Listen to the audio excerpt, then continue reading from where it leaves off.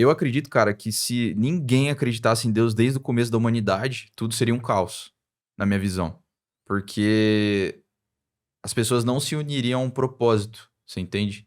A partir do momento que você dá um Entendi. propósito de um Deus religioso e tal, e você estipula normas e regras, a sociedade vai para o caminho. Aí eu falo isso, muita gente fala, mas você fala isso, os países mais ateus são os melhores que tem. Hoje, o ateu, ele não necessariamente quer dizer que ele vai cometer um ato imoral, né? Só Uhum. que isso, a minha visão, não é um argumento bom, por quê? Porque a sociedade já está moldada Certo. pelas vertentes ali da religião, né? Aham. Ou seja, se Deus não existe, pode haver uma moral cultural, né? Ou seja, em um ambiente. Só que não existe uma moral absoluta. Isso é muito interessante. Eu concordo que a moral não seja absoluta. Mas antes eu vou tentar falar. Eu super concordo com o que você pensou sobre. Ah, mas os países mais desenvolvidos são ateus. Mas eles já são países herdeiros de tradições não ateias. Isso é verdade. Isso não tem como recusar. E de que a religião ou a crença em algo maior funciona para o surgimento e fortalecimento de uma sociedade, eu acho que um ateu, para discordar disso, ele tem que ser bastante criterioso em escolher só o que ele quer ver, porque se ele olhar para o passado da humanidade, é assim que funciona mesmo. Então, assim, eu vou tentar te dar uma resposta antropológica. É, o que você está chamando de religião, no sentido assim, precisa da crença em Deus para a sociedade se organizar e faz sentido, Hum. a antropologia não necessariamente chamaria de crença em Deus, mas toda a sociedade precisaria de algo que é visto como sagrado ou que é visto como uma verdade para acima dos interesses do mero Algo indivíduo maior. e que pode tomar a manifestação de um Deus ou não, né? Sim. Então, assim, a nossa sociedade, ela tenta tirar, em termos teóricos pelo menos, né, Deus como a variável central, mas coloca coisa no lugar, que é a lei, que é a Constituição, que é os direitos de cada um. E quando a gente fala isso, direitos humanos, por exemplo, se uma pessoa que não é da nossa sociedade nos visse falar sobre direitos humanos, ele interpretaria que nós somos indivíduos cuja religião é a religião dos direitos humanos. Porque sempre que alguma coisa foge ou interfere ou infringe os direitos humanos, nós reagimos para que assim não aconteça. Então, assim, toda a sociedade precisa de algum conjunto de coisas que seja visto como acima de todo o resto. E a maior parte das sociedades antigas e medievais, esse conjunto de coisas era dado pela religião. Uhum. Foi o mundo moderno que tentou criar um conjunto de valores acima de todo o resto, não vinculados a Deus ou a deuses, né? E isso Nesse, cobrou um preço, nesse porque não sentido, necessariamente a gente conseguiu. nesse sentido poderia ser a ciência. Eu vejo nessa minha metáfora, a ciência é mais o cavaleiro desses valores, assim. É o que sai em defesa desses valores. Porque os direitos humanos, tem uma coisa que eles não são, é científico. Direitos humanos tem nada a ver com ciência. Nada. Nada a ver com ciência. Pausa rápida aqui. Eu estava vendo as métricas do podcast e observei que 77,3% das pessoas que assistem o canal não estão inscritas. Você não sabe o quão importante é a sua inscrição. Os convidados que vêm aqui, eles olham muito para a métrica dos inscritos. Então, você estar se inscrevendo agora vai estar ajudando muito a gente estar melhorando o conteúdo cada vez mais, estar trazendo cada vez mais convidados. Então, obrigado de coração e de volta ao podcast. Que quando a gente fala, sei lá, todo ser humano é igual perante a lei. Pô, uma afirmação belíssima. O princípio da isonomia é um princípio antigaço. Mas por quê? Quem foi que falou isso? Seres humanos. Se tem uma coisa que a ciência prova, Cauê, é que os seres humanos não são iguais. Uhum. A ciência, o cientista, só pode provar que o ser humano não é igual. Nós não temos as mesmas moléculas, nós não temos o mesmo DNA, nós não temos as mesmas habilidades e aptidões, não temos os mesmos interesses. Se tem uma coisa que seres humanos são, é diferentes um do outro. Uhum. Afirmar que somos iguais no direitos humanos é uma afirmação completamente anticientífica. Por quê? Foge do escopo da ciência. Afirmar que eu e você deveríamos ter os mesmos direitos é uma afirmação puramente filosófica.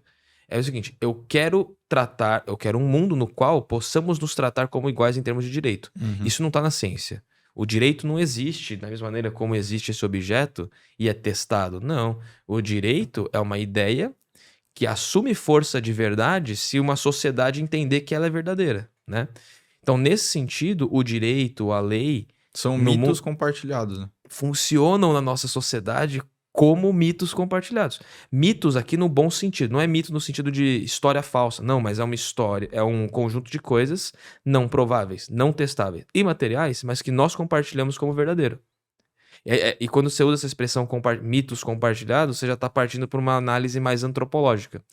E aí, quando você usa essa ferramenta de maneira muito acertada, a gente consegue ver que os mitos compartilhados antigos, a maior parte deles eram com base em entidades religiosas. E os mitos compartilhados modernos se pretendem se distanciar de entidades religiosas. Focar em entidades mais mundanas, como a lei, como Dinheiro. Dinheiro pode ser, né? E quem dera esse argumento tivesse sido meu, né? A primeira vez que eu vi essa forma de defesa foi com o Ronald Dworkin.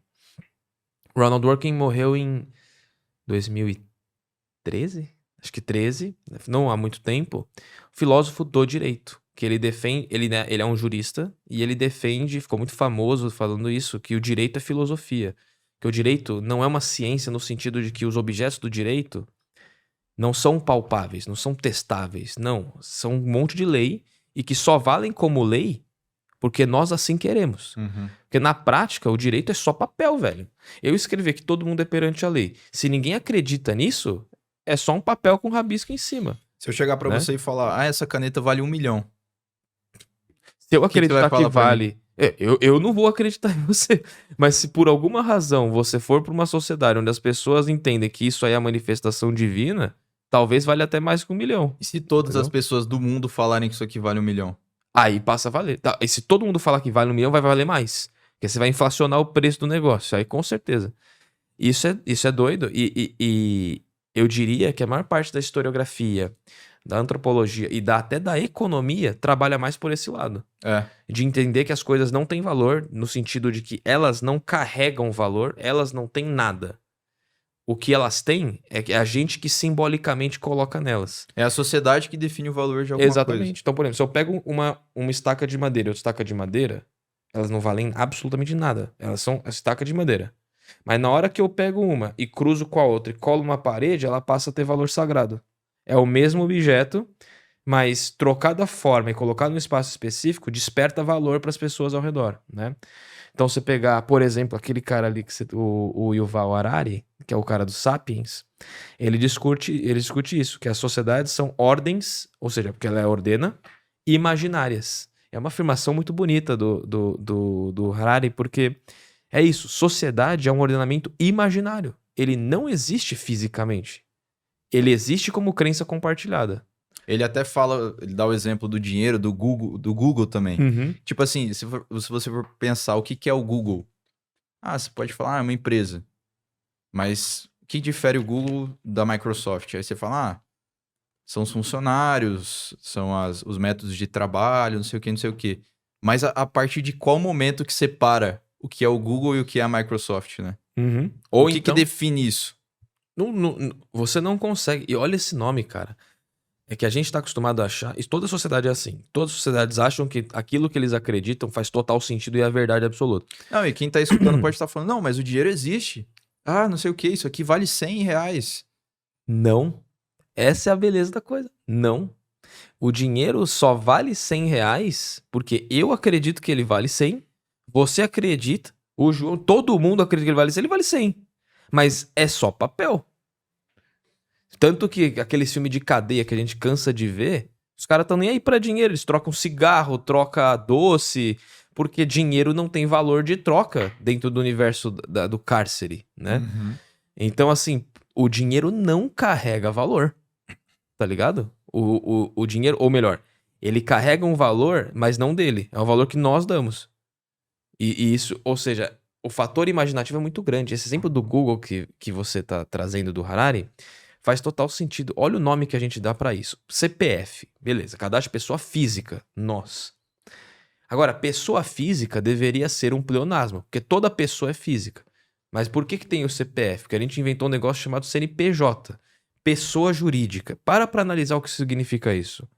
É loucura. Nada. É pura imaginação. É O imaginação. Google, a Microsoft, a Nike não existem.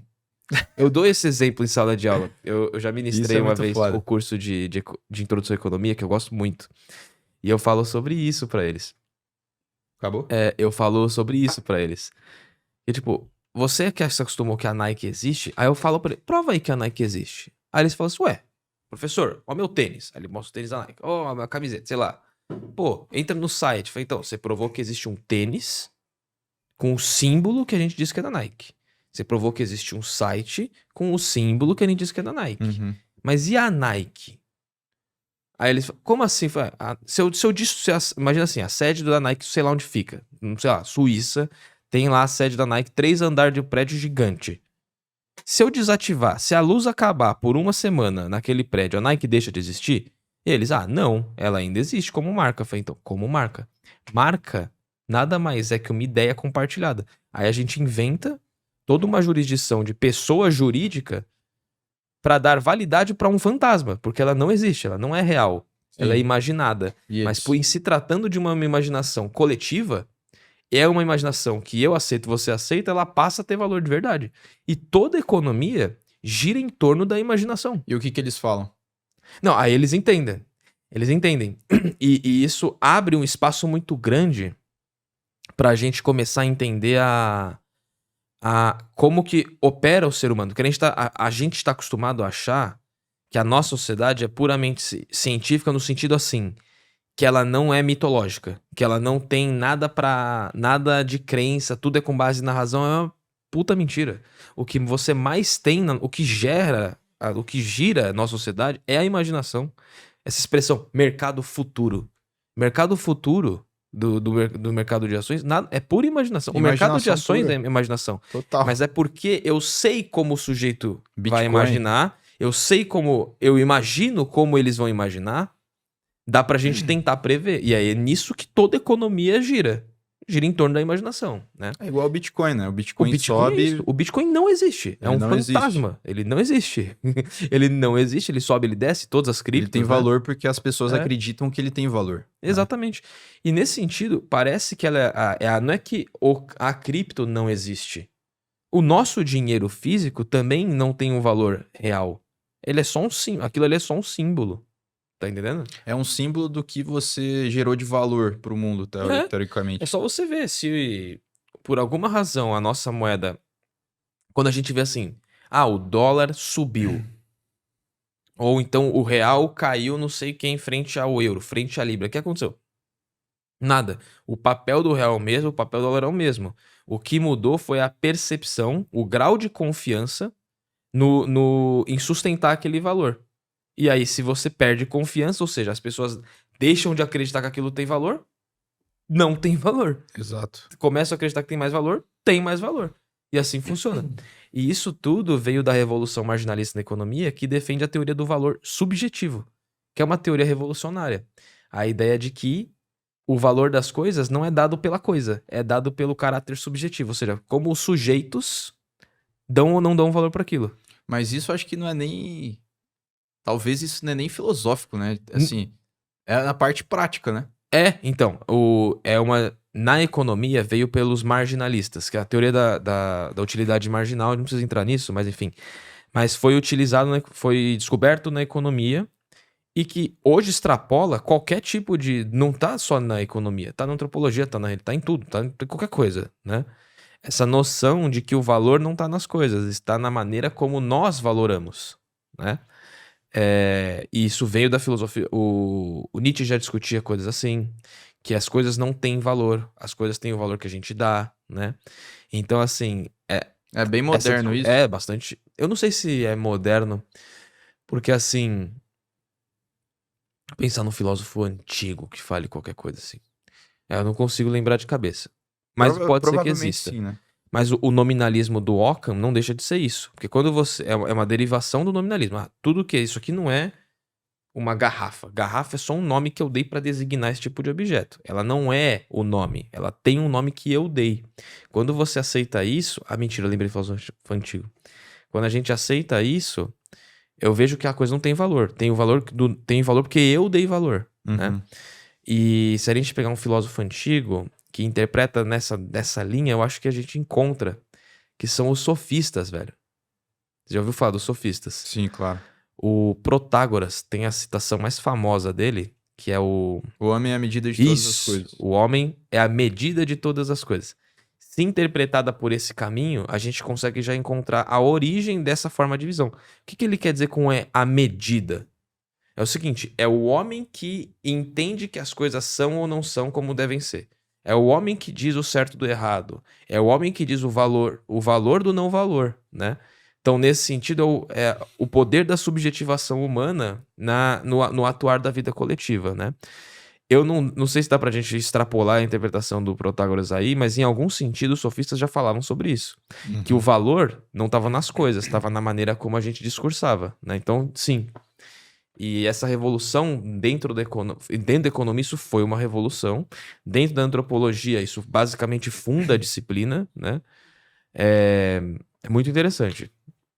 Eu acho, pelo menos, né? Eu curto pra caramba esse sistema.